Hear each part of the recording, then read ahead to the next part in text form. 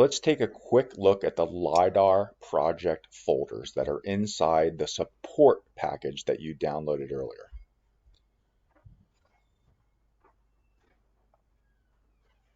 So in the directory where you put your projects, remember we're working on Oakmont.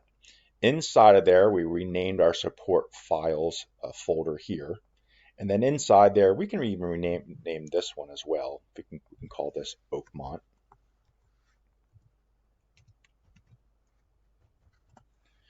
We used a couple of these files already, but inside this folder, we have a bunch of other folders. And this is primarily where you're going to be working during the LiDAR process. In here, we have our height map. And in here, we've got folders for our inner height map, which we'll be making. We have a folder for an outer height map, which is optional, but I'd recommend you do one. You can always just not use it later on.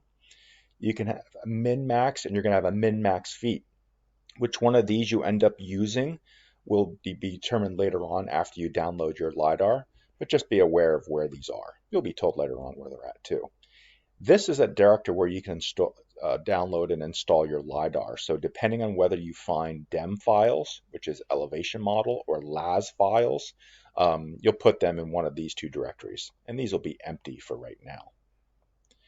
Here we have our overlays folder, and this is where you're going to put your overlays or your satellite images.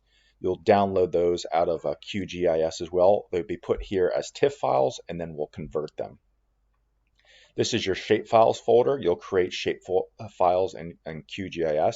It's just a way of outlining the interesting area that we're looking at, and it's used to cut out of the LiDAR files that you'll be downloading. And then we got our TIFF directory. So what we're going to do is we're going to be merging a lot of our, whether LAS or we're merging our DEM files together, and the merged TIFF will end up in here.